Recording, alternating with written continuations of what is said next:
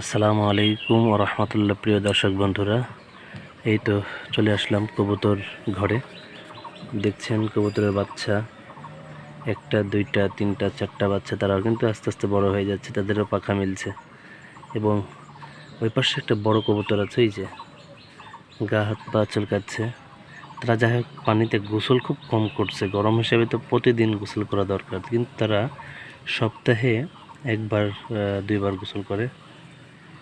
তো দেখছেন প্রিয় দর্শক বন্ধুরা, এই চারটা বাচ্চা কিন্তু বড় হয়ে গেছে।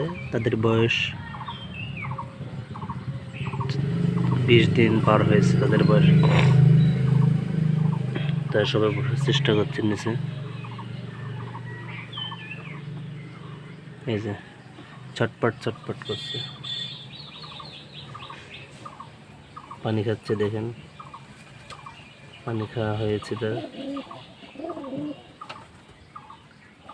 ওরা শিখে যাচ্ছে বাচ্চা। কিন্তু দেখছেন বাচ্চাগুলো অল্প দিনে বড় হয়েছে। এই যে কবুতর উপরে উঠছে, এখন তার ঘরে ওঠার চিন্তা ফিকির করছে।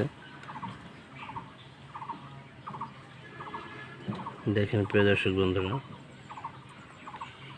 বাচ্চাগুলো আসলে অনেক বড় হয়ে গেছে। এই চারটা বাচ্চা